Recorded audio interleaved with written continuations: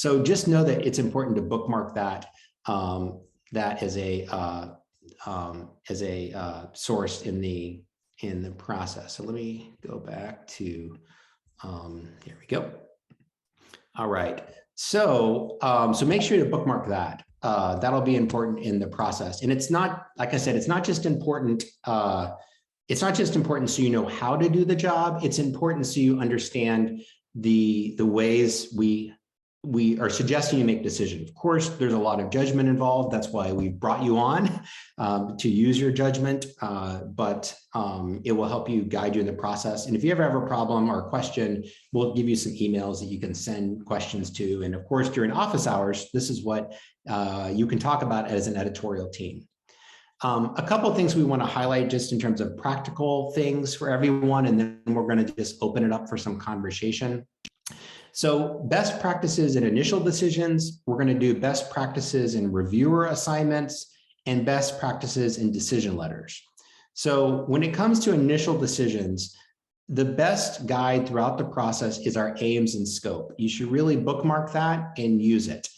And remember that we're looking to accept manuscripts. We're not looking to decline manuscripts. We do have to decline, but I think it's more constructive to think about what voices are we looking to bring into our journal, and can we work with the voices that submit to bring those voices forward and bring them out. So we're looking for manuscripts that mark a new and demonstratively significant advancement. If it is your judgment at the very beginning of the process that this is not an original manuscript or not demonstrably significant, it's really the best thing to go ahead and give an initial decline to that and not send it to review. It saves the author time. It saves the effort of our assistant editors from having to review something that you don't think has great potential. And so it's something to consider. But counterbalance to that, please assess whether or not it represents an under-researched aspect of the field or a region, context, or population about which little is known. And also, please give priority to scholarship that centers the perspectives of women, people of color, communities of the global South, and multi-authored scholarship that spans socially constructed boundaries and borders. What do we mean by that? Well, I know Lisa Unangst is here. She's led our Millennium Scholars Program that has purposely brought together scholars that live in different countries and that are from different generations, emerging scholars with more established scholars. That is an example of multi-authored scholarship. We want to encourage that kind of knowledge exchange when possible and that kind of partnership.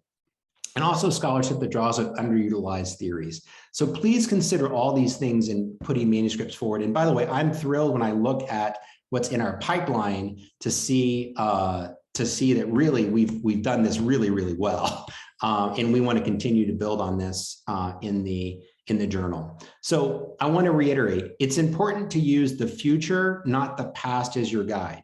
So just because something has been published in the journal 3 years ago doesn't mean we're going to be publishing in the journal next year. And so it's important to think about where we're going, and again, to think about a greater balance between the major areas of our critical conversations framework. Okay.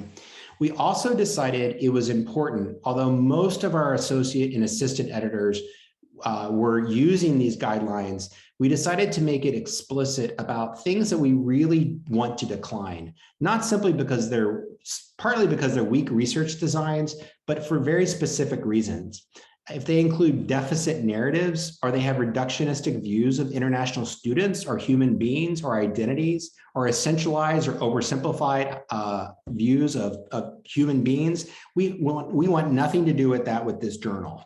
So please, even if it has the most sophisticated research design, if it has a deficit narrative of the international student, please, that is a reason to decline a manuscript.